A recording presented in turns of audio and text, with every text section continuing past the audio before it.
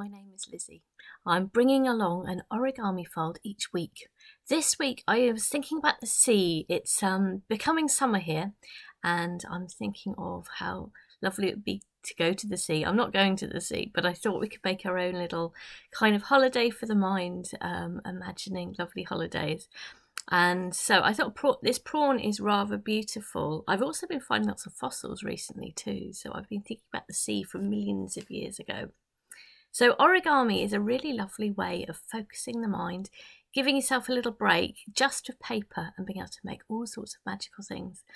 In this case, I think animals is something I've done less of, but I'm definitely enjoying a lot at the moment. I think almost quite sculptural. There's quite a lot of variation, and it makes you think of these lovely animals too. I thought this was really stunning. This was from somebody else who sent me a link, and I thought it was really rather lovely. It seems to be a little bit unclear who's designed this one. It may be Yoshizawa again, or it may be Honda, but it's not quite clear. And it does, in this case, involve a couple of cuts, but I think for very good purpose, these lovely antennae. So I'm going to show you how to make your very own prawn, and then maybe you can make more sea creatures as well. I've been making up my own sort of shell too, but I hope you're going to enjoy this. So I'm again going to bring this round. So I normally work in a hospital at UCLH, and this is very much dedicated to well-being for my colleagues, but it's also for support, I think, for everybody at this time. It's very hard being in isolation. And so I'm encouraging people to join me and relax, have some fun. It's very much suitable for adults. Obviously children will love it too. So you will gain skills. You will feel so much better after you've done a fold. You will feel chuffed with yourself.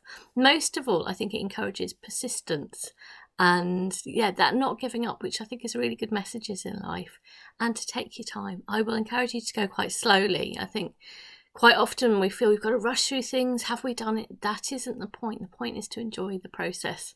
So I hope you'll enjoy the process with me. Right, I'm going to direct the camera down. As always, I start off with a square. So, and you may think you need special paper for origami. No, that's not true. You don't need special paper at all. So I'm going to encourage you to just grab whatever paper you have. In this case, I've got some A4. If you're in another area of the world, letter will equally work. All it is, the principle is a piece of paper. So you take a corner and then fold it over, line it up, and be really critical. And you can do that if you just take your time. It's not a problem to get it right. Get things good from the beginning, and it will continue to be good. If it goes off, it will get worse and worse. So it is worth doing things well. Always give good strong folds as well. That's what gives it the strength. So next we'll get rid of this rectangle on the other side. So turning it over and bringing it back so it all lines up. There we go. I mean, you might want to do this out of pink or red paper. It's up to you. Or you could add some colour afterwards, or just enjoy the lovely form of it. So we've folded it there. If you've done a good strong fold, you should just be able to nick the little corner there and then tear it. And there's lots of fantastic demonstrations online, but I thought what I'm trying to offer is just some time together. I'm going to get rid of that little bit. Obviously I could use scissors, but I thought it was quite nice to just keep things simple. So we've already got a nice diagonal there. That's going to be useful. So we're going to take the side and fold it to the middle. So I'm keeping it very much lined up. Again, be nice and critical. And enjoy taking your time. So you see, I've just folded it from the top, nicely through the point. And I'll do the same on the other side, so that they meet. So it looks a bit like a, I don't know, like a kite or something maybe.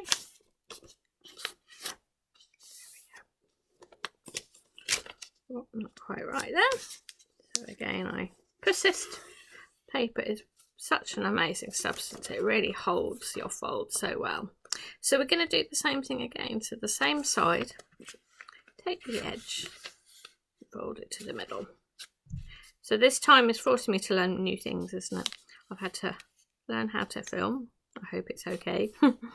And I'm learning new folds too. And in a way, we can't be close together, so being able to do this on screen is the closest we can get. But when you're feeling your paper too, I think we're not very much in touch with what's going on. Whereas in real life, we'd have to be at a distance with gloves and masks on. It's a little bit harder to communicate, but this is good. So you see what I did? I just folded the outsides into the middle. Our next step is to fold this end to the middle as well. So it's like a, as before, that shorter distance. Again, I'm going to be nice and precise. I'm afraid I'm going to put it down because that's always easier. So you could see I folded it over, and then the same thing I'm going to do there. So it's ending up with nice sort of clean areas. This reminds me a bit of a leaf actually that I sometimes do. But it's the kind of outline of a shrimp or a prawn. There we go. So our next step is this shorter end. If you fold it over, so it's lined up there. There we go. Okay, I'm going to try to make sure it's in the middle. It's probably better as I'm showing you in the camera. There we go. And next you want to do a little fold at the top. It's a little bit of a judgment this. I'm afraid with animals there's often that judgment. It's not quite so mathematical, so it's not. In some ways though, that makes nice variation. So I'm just giving it a little fold there. Again, it's your judgment, but something like that. I think you'll see later on this is to hold the antennae and the front bit of its head. So can you see? Great. Okay. And you were going to rotate that back. That's it. We can leave it there. Right, our next step is to get your scissors. So I would recommend possibly quite fine scissors. I'm going to use some nail scissors here. Because you're going to do a nice fine cut. So with this long structure here, can you see I'm opening it up, and there's a top layer which is effectively double, and I'm going to cut a little strip from here pretty much up to here. It's a bit hard to show you, isn't it? It's three-dimensional, but on both sides that's what I'm going to do. So I'm opening up almost like a little boat, and I'm going to cut a strip. So bear with me, and also take your time to grab some scissors. And I'm going to cut a little strip. And you don't want the antennae to be too thick. You don't want it to be too thin either, because it could break. But, there we go. So, the origami that's caught on particularly is not really using cuts. And obviously there's incredible discipline to see what's possible without that. But, I'm not a purist. There we go. I certainly admire, and it's certainly very interesting to try and limit yourself, and you do learn a lot. And often, well, origami is all about what you can do with very little. So it's all about that, almost that kind of minimalism and the possibilities. But I think in this case it has a good effect. I think the Japanese is it kirigami for cutting. So this is also, in a way, another art form, but I think it's for a good purpose. So can you see? So I've cut these two little strips like so. It's looking nice, isn't it? Great. Right, our next thing is we're actually going to create a little slot up here. I'm going to turn this round so you can see. So what we're going to do is tilt this back. And here, maybe if I try to get a little bit closer, I'm going to get the board away just so you can see. So there's this little bit that we folded. I'm going to make a little cut. See if I can indicate. So from about there to there. Now it's not going to be very big because actually when you're cutting that little bit, it's going to be double the width. So I'll see, hopefully you can see about there. And about there. See, I've made little tiny slots, and then I'm going to cut out a little tiny slot, and that's going to be for where the antennae will go through. So it's just quite small, which is why I think it's good to have some good fine scissors if you've got some. So can you see it's made a little slot there? So I'm going to grab my board back again. I'm going to need to press down. There we go. Right. So next, with our little slot there, we should be able to take our antennae and bring it carefully over. Be nice and careful with the paper. And you can thread it through. Can you see there's that little slot there? I'm going to thread it through. Like so.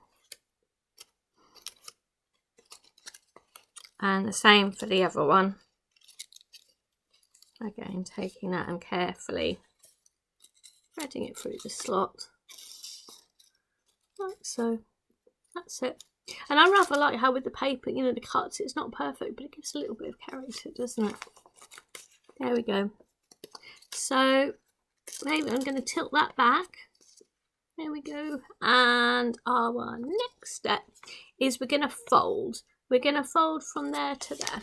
If I tilt that round. So we're going to fold from this point to this point, basically in half. Can you see? So from there to there. Lovely.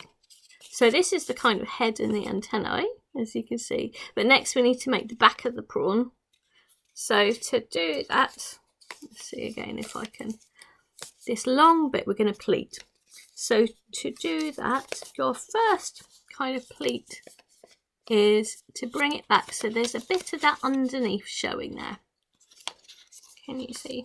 Let me tickle by the antennae. There we go. So you've got a little bit of that showing. That's the sort of position I see. Now after that, I think you can count numbers of pleats. I'm afraid I've not been doing that. I've just been trying to keep them fairly tight. I'll show you how I've been doing it anyway. So your next pleat is, so you sort of bring it up and down, and so that it sticks downwards. So I'm bringing this up and I'm leaving a little bit of an overhang there. And that's all I'm doing really. Bringing it up, giving it a fold, and then bringing it down. And I've tended to go for almost around that line already. So it's just a little pleat each time. And I'm just going to keep going with that. So this isn't an exact science from what I can see anyway. Again, I'm just giving a little width and going up and down. Probably, to be honest, I reckon the more pleats you add in, almost the better. It'll look more complicated and you can get more of a curve for the final thing. So again, I'm going for just a little bit above there. We'll see how this works. Looks like, because this is quite a big piece of paper, I might be able to get quite a lot of folds here. So it's just going back and forth. It'll be interesting doing it upside down. But I hope you're seeing what I'm doing. Again, I'm aiming for around just above that. Can you see? It's like a little series of stairs or steps.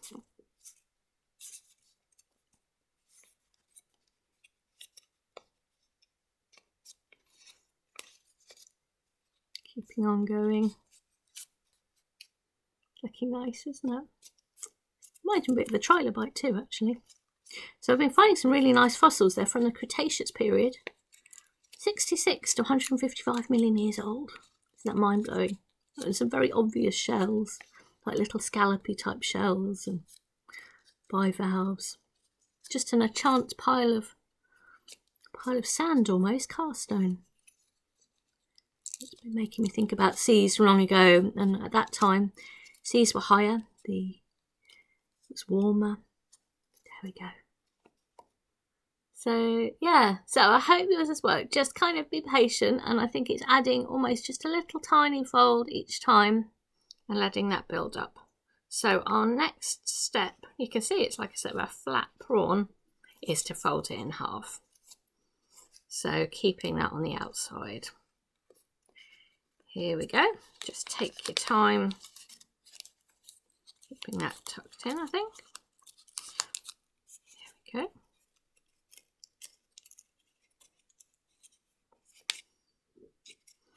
And it's probably quite thick, the paper here, so it will require a little bit of, oh, looks like it's wanting a curly tail up.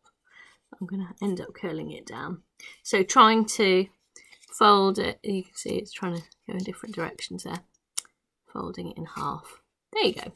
Right, so you can see there's loads of nice little grooves, and the way to make it go curly is sort of almost holding it a little bit further back here and just pulling each section out. Almost like you have to sort of heave it down, get it to a nice circular point, squeeze it there.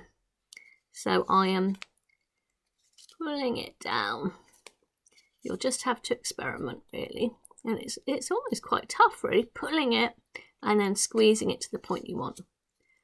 And so you go one by one, you're adding that curve. You can find you can position quite a lot. It's really rather nice. Ah, fabulous. And there'll be a little bit of variation between them all. And some people add on eyes, but I prefer just keeping it as it is. So I hope that's worked for you. Hope you've been able to make a nice prawn and think of the seaside and yeah, make your own little origami beach maybe. So I hope you've enjoyed that. I will be here again next week, each week a different fold. We'll see what happens and where it will take us, and I hope you've enjoyed that. If you've taken any photos, feel free to post them on Dr. Lizzie Burns on Twitter or a Facebook group, Join the Fold, Origami to Beat Boredom. So I hope you've enjoyed that. Bye bye.